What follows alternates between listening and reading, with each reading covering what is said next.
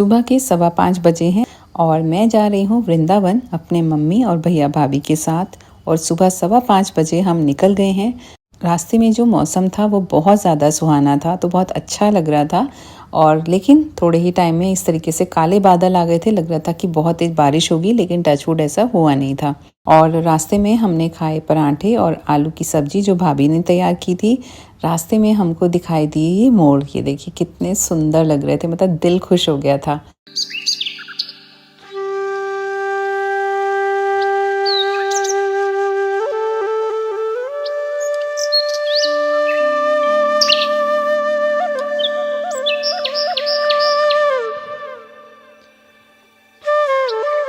उसके बाद हम पहुंच गए थे बरसाना जी तकरीबन 8:30 बजे, यानी श्री राधा रानी जी के मंदिर में। वहाँ पर हमने बहुत सुंदर दर्शन किए उनके, और वो बहुत बहुत प्यारे लग रहे थे। थोड़ी देर वहाँ पर बैठे और बस उस तरीके से कुछ फ़ोटो और वीडियोज़ ली। और जो मौसम था ना वो बहुत सुहाना था। वैसे तो अभी टाइम जो है सुबह 8:30 पौने 9 बजे हैं, और बारिश का तो मौसम था, लेकिन बहुत तेज़ बारिश नहीं थी, हल्की हल्की सी फुहार हो रही थी, जिसकी वजह से मौसम और बढ़िया था। बहुत अच्छा लग रहा था वहाँ पर। और बस थोड़ी देर बैठ करके फिर हम वहाँ से निकल गए थे। हम लोग वहाँ से निकले थे जत्तीपुरा के लिए, और जत्तीपुरा जा कर के दूध की सेवा करनी थी, तो इसलिए। और वहाँ पर जब हम पहुँचे तो काफ़ी रश था, तो हमने थोड़ी देर वेट करी। और वेट करने के बाद जब हमारी बारी आई तो बहुत अच्छा लगा, मतलब बहुत सुकून से शांति से पूरा श्रृंगार हुआ और दूध चढ़ाया गया, तो बड़ा अच्छा लगा, मतलब जा कर के कि हाँ चलो जो वेट हमने किया उसकी वर्थ थी।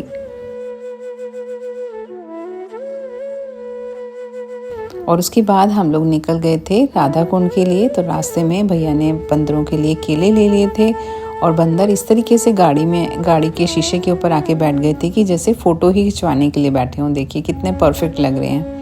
और उसके बाद इस तरीके से गलियों में से निकलते हुए हम गए थे रमेश मामा जी के पास। तो वो बंदरों के लिए लेकर आए हुए थे बन, और जो इस तरीके से डेली बंदरों के लिए, मोरों के लिए, हिरन के लिए और मछलियों के लिए मतलब सेवा करते हैं, उनको खिलाते हैं खाना इस तरीके से।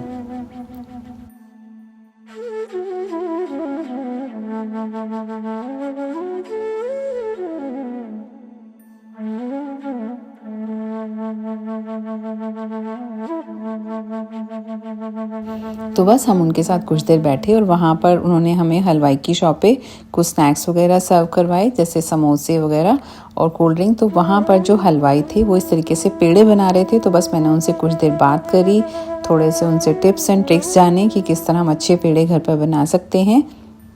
तो बस मैं ये देख रही थी कि कितने बढ़िया वो बना रहे थे। जो उनके ये जो पलटा बहुत अच्छा लगा। पलटा मतलब कि ये जो जिससे वो चला रहे थे ना पेड़े के मिक्सचर को, वो वुडन था और वो काफ़ी लाइट वेट था, और इतना अच्छे से इसको शेप दी गई थी कि पूरे मिक्सचर को आप गोल कढ़ाई में अच्छे से हिला पा रहे थे। तो थोड़ी देर के लिए मैंने भी इसको इस तरीके से चला कर देखा, और मुझे ये बहुत पसंद आ रहा था। और ये वाकई में ही जो मिक्सचर बना रहे थे वो पेड़े का बहुत ज़्यादा टेस्टी था। हमने पेड़ा मतलब टेस्ट भी किया, बहुत लाजवाब था। और उसके बाद हम आ गए थे राधे श्याम सेवा सदन में, जो कि है जत्तीपुरा में। और वहाँ पर हमने तकरीबन 2 से 3 घंटे आराम किया। उसके बाद हम शाम को निकल गए थे परिक्रमा के लिए। तो बड़ी परिक्रमा के लिए हम लोग निकल गए थे। सबसे पहले हमने दान घाटी में दर्शन किए, और उसके बाद निकल गए थे बड़ी परिक्रमा के लिए। तो बस ये देखिए, स्टार्टिंग में तो मौसम बहुत अच्छा था, बहुत सुहाना था, और हमने चारों ने परिक्रमा स्टार्ट करी। और बहुत से लोग यहाँ पर दंडोती परिक्रमा भी कर रहे थे। दंडोती यानी कि जितना हम पैदल चल रहे थे ना, उतना वो लोग इस तरीके से लेट कर रहे थे। एक एक शिला लेकर पूरा आगे तक रखते हैं, फिर वहाँ से आगे मतलब शिला उठा करके फिर आगे रखते हैं, इस तरीके से लेट कर करते हैं। तो ये बहुत ही ज़्यादा कठिन होती है। और बहुत से साधु महात्मा या बहुत से लोग जिन्होंने मन्नत मानी होती है, तो वो तो कई बार 108 या फिर 1008 इस तरीके से भी शिलाएं यानी पत्थर रख करके और फिर एक एक शिला आगे करते हैं। मतलब समझ लो उनकी कितने सालों तक ये परिक्रमा मतलब ख़त्म होती है। तो बहुत से लोग तो अपना पूरा जीवन यहाँ पर निकाल देते हैं ठाकुर जी के लिए। और भाभी और मैं आगे परिक्रमा कर रहे थे, लेकिन बारिश थी कि रुकने का नाम ही नहीं ले रही थी। मतलब बार बार बारिश बहुत ज़्यादा तेज़ हो रही थी, फिर थोड़ी सी रुक गई, फिर बहुत तेज़ थी। तो बस ऐसा हो गया कि मुझे फ़ोन निकालना ही मुश्किल हो गया क्योंकि बारिश बहुत ज़्यादा तेज़ थी और हम बड़ी मुश्किल से तो यहाँ पर पूछरी के लोटे तक पहुँचे, यानी हमने बड़ी परिक्रमा जो थी वो आधी कर ली थी। लेकिन उसके बाद लग रहा था कि अब फ़ायदा नहीं है क्योंकि बारिश रुकने का नाम ही नहीं ले रही थी और बहुत तेज़ बारिश थी और अंधेरा भी काफ़ी हो गया था। तो बस भाभी और मैंने फिर वहाँ से ऑटो किया और हम लोग पहुँच गए थे सीधा अपना वहाँ पर राधे श्याम धर्मशाला में। उसके बाद हम लोग रात को डिनर करने के लिए निकल गए थे और फिर हम लोग डिनर करके आ गए थे वापस राधे श्याम सेवा सदन में और फिर हम लोग सो गए और सुबह उठ करके हम लोग निकल गए थे बिहारी जी के मंदिर के दर्शन के लिए। हम लोग पहुंच गए हैं यहाँ पर बिहारी जी के मंदिर में और वहाँ पर बहुत सुंदर फूल बंगला बना हुआ था और बिहारी जी बहुत सुंदर लग रहे थे। मतलब ऐसी जगह पर आकर के जो मन को सुकून मिलता है ना, वो शब्दों में बताना बहुत मुश्किल होता है। और उसके बाद हम गए थे राधा वल्लभ जी के मंदिर में। ये देखिए राधा वल्लभ जी के मंदिर में भी बहुत सुंदर दर्शन हुए थे। भीड़ तो थी पर बहुत ज़्यादा नहीं थी। उसके बाद हमने वहीं पर ही नाश्ता किया था, आलू पूड़ी, कचौड़ी, पेठे की सब्ज़ी वगैरह वहाँ बहुत टेस्टी होती हैं। उसके बाद हम आ गए थे इस्कॉन टेम्पल में और इस्कॉन टेम्पल में भी दर्शन बहुत सुंदर हो रहे थे और वहाँ पर तो जो कीर्तन चल रहा था ना, उसमें तो बैठ कर के ऐसा लगता है कि बस आप उठो ही मत, इतना मज़ा आता है वहाँ पर। और इस तरीके से हमने वहाँ पर, लेकिन हमने बहुत ज़्यादा टाइम वहाँ पर नहीं बिताया, बस थोड़ी देर ही बैठे और फिर हम लोग वहाँ से निकल गए थे। और उसके बाद बस हमने रास्ते में बैठ कर के चाय वाय पी है और हमने वहाँ पर लंच तो हमारा हो ही गया था। तो बस हम लोग वहाँ से फिर निकल गए थे और हम लोग भैयोरी पहुँच गए थे 6 बजे और मैं वहाँ से चली थी फिर वापस दिल्ली के लिए। तो मैं 7 बजे तक घर आ गई थी और फिर घर आ कर के फिर मैं नहा धो के तैयार होके फिर से मैं निकल गई थी मेलन के लिए, क्योंकि आज था हमारे बेटे का बर्थडे। तो बस हमने सोचा चलो वहीं पर ही सेलिब्रेट कर लेते हैं उसके साथ ही, क्योंकि वो अपने काम में थोड़ा बिजी था इसीलिए।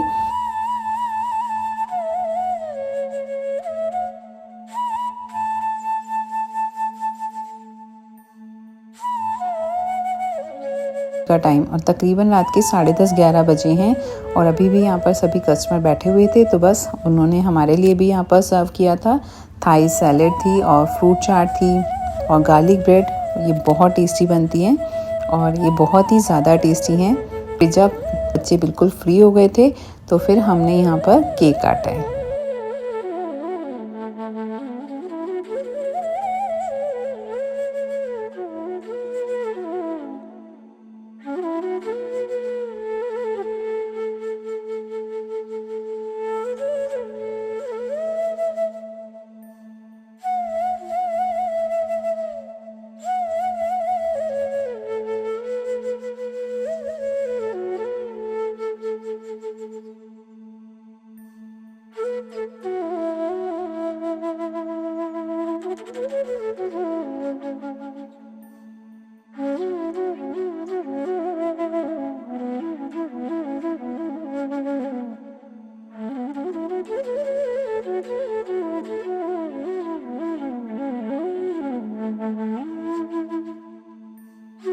तो बस इस तरीके से हमने अपने बेटे का बर्थडे सेलिब्रेट किया और उसके बाद डिनर करके हम आ गए थे वापस। तो बस आज का व्लॉग मैं यहीं ख़त्म करती हूँ। आई होप कि आज का व्लॉग आपको पसंद आया होगा। अब मिलती हूँ एक नए व्लॉग के साथ, तब तक के लिए खुश रहिए, मस्त रहिए, स्वस्थ रहिए।